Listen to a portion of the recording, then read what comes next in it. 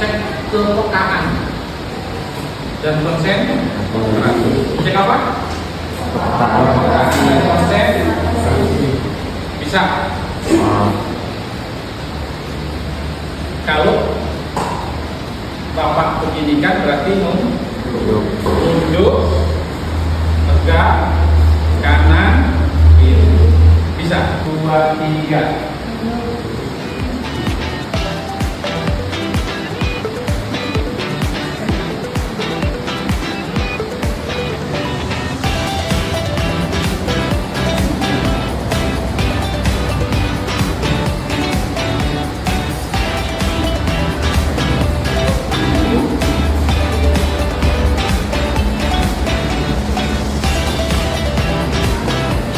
Ada yang konsentrasi enggak? Dia bingung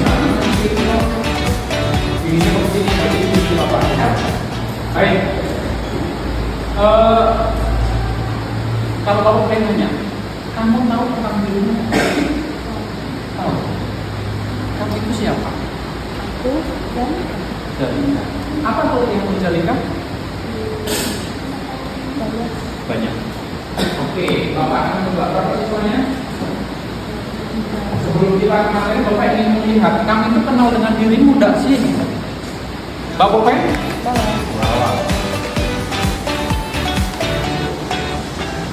Tuliskan siapa saya. Siapa saya itu kamu itu siapa? Umur berapa? Punya kelebihan apa? Punya cita-cita apa? Punya hobi apa? Kira-kira punya bakat apa?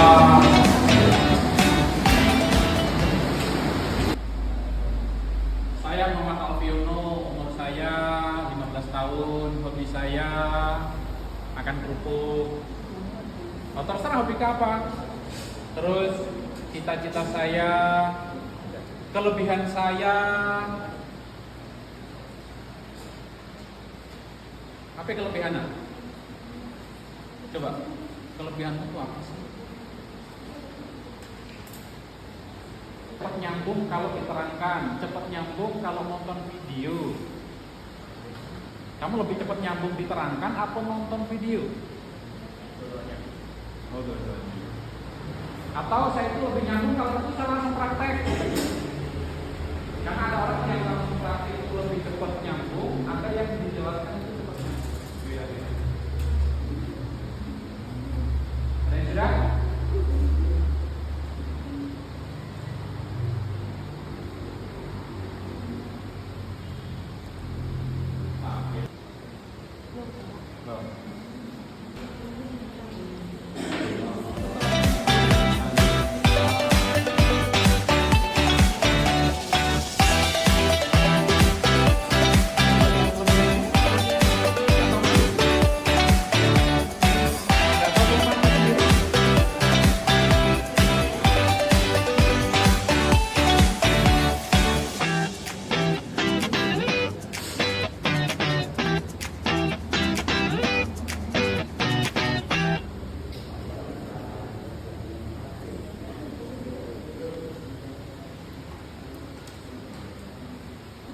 Siapa aku? Nama saya Lucia. Hobiku badminton. Cita-cita polwan. Umur 14 tahun.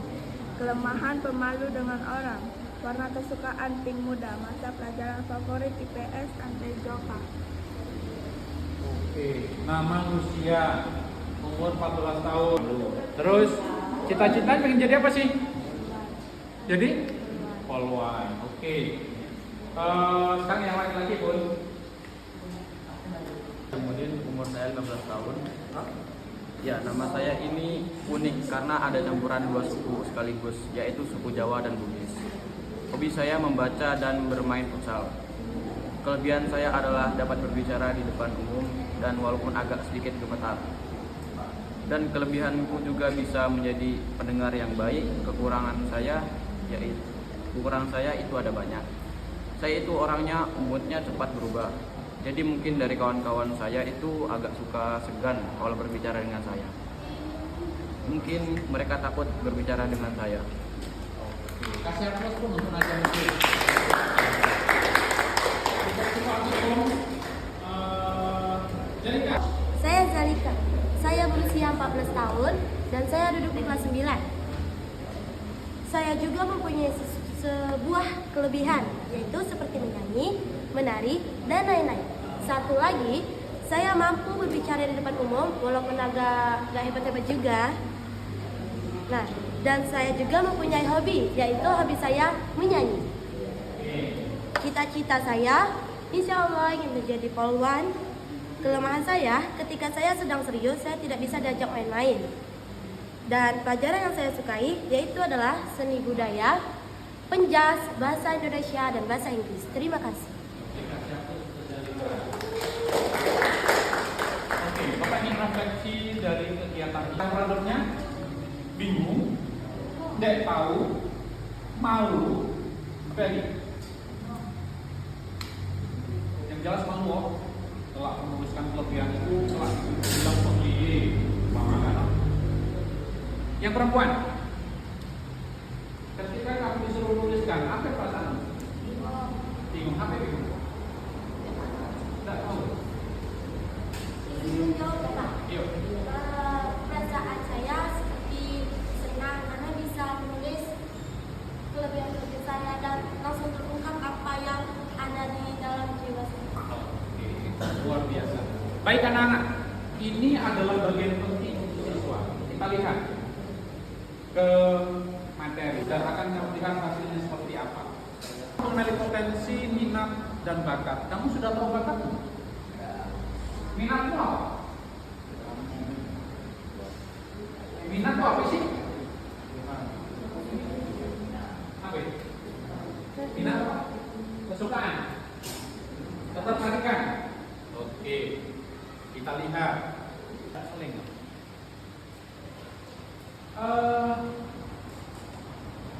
Kita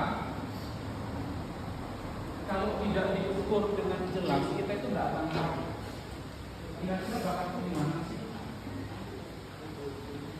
Kalau lulus SMP ini sama kemana sih? Saya itu belajar paling hebat itu dengan apa sih? Makanya ada materi tentang mengenali potensi itu di mana. Kalau saya punya kecerdasan visual, berarti saya belajarnya harus melihat. Kalau saya belajarnya cepat nangkap dengan mendengar, berarti saya punya kecerdasan. Kalau dengan apa? Linguistik. Ada yang sudah tahu setelah lulus ini mana? Kami mana? Apa dari SMK?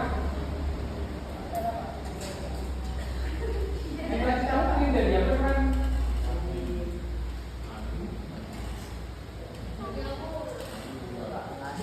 Saya tahu. Mulai sekarang. Oke. Sudah? Ikuti sekarang, ikuti tes. Damping, mulai. Diisi betul-betul.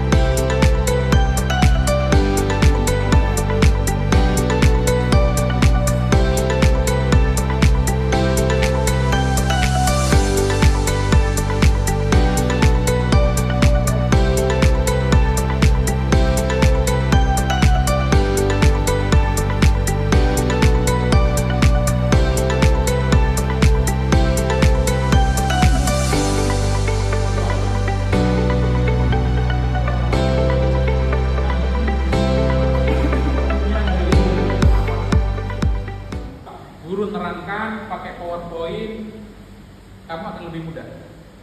Ini yang punya gaya belajar visual. Dia itu nak nengok, diterangkan, guru hanya nerangkan baik, kamu itu kurang paham. Bisa paham karena gaya belajar itu kan tidak cuma satu. Tidak mungkin ku hanya punya belajar umpama gaya belajar visual saja, tidak. Makanya terbagi, ada yang visual, ada yang kinestetik, ada yang audio. Tapi yang paling cepat itu di mana? Kalau ternyata tadi yang paling banyaknya di kinestetik, paling tinggi umpama 50, berarti belajarnya apa? Aktivitas fisik dan pengalaman. Yuk, kita buat umpama apa ya? Kita buat bola lampu. Ini. Kalau yang perempuan, kamu akan lebih paham kalau yang visual melihat video, cara membuat kue, cara membuat bolu, dilihat videonya.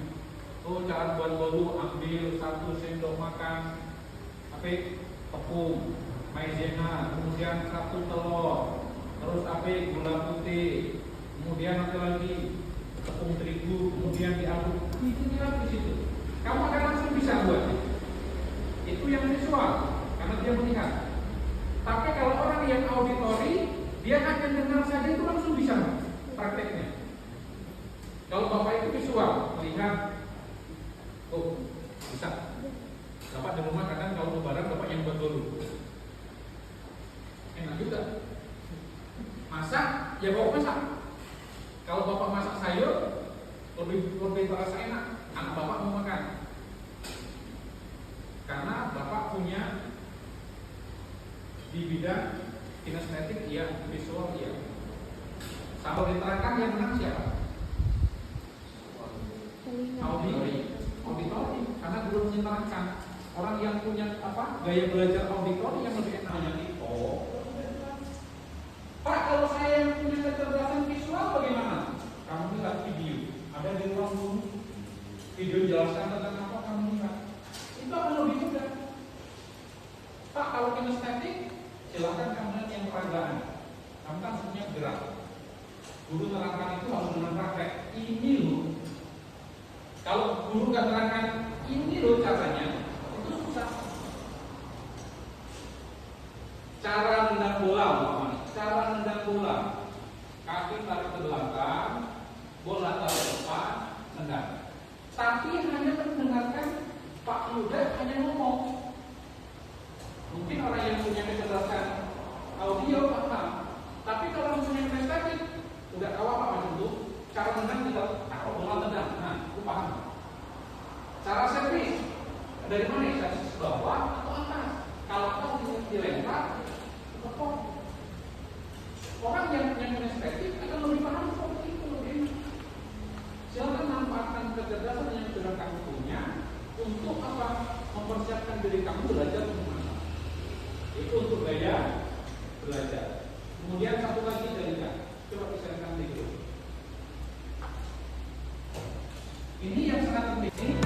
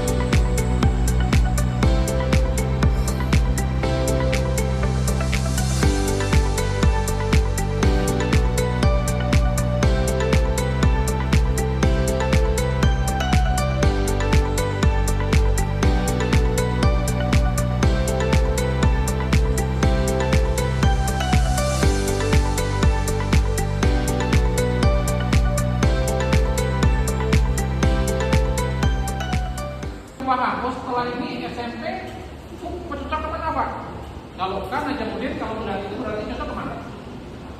PS. Iya, karena untuk ke guru apa? Untuk konselor, psikolog itu jurusannya ke IPS. Tapi kalau yang natural lebih cocoknya nanti masuk ke IPA. Enak. Kalau sudah begini berarti nggak awam-awam. Jadi orang itu udah bisa nggak? Oh, kali cocok kayak untuk jadi ini, nggak bisa begitu. Jadi memang harus diukur betul, harus dites. Sudah? Selesai? Intrapersonal follow-an, karena kedekatannya dengan orang apa di situ? Mengerti dan dengan baik. Coba cari profesi yang cocok untuk kecerdasan intrapersonal. Sudah screenshot? Karena peluangnya akan lebih banyak. Kalau ke SMK ada tapi tidak terlalu banyak peluang. Apa?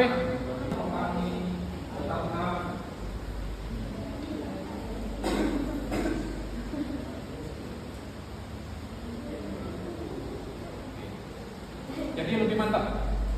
Layakin. Oke. Harapan Bapak setelah tes ini memang kamu yakin, jangan sampai KP 100% intrapersonal. Kan jadi apa? Bidan?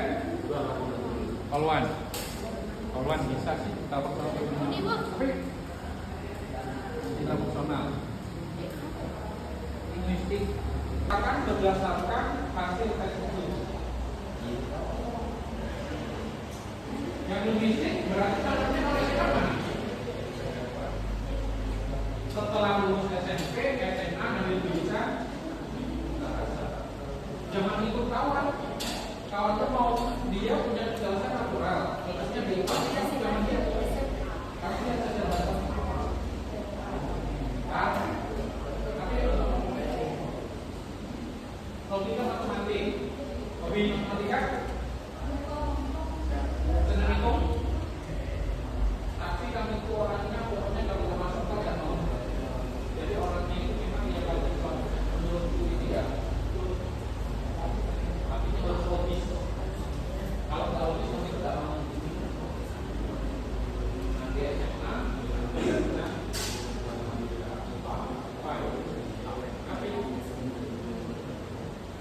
nah, dicari intrapersonal itu bentuknya apa sih kalau bekerja gitu?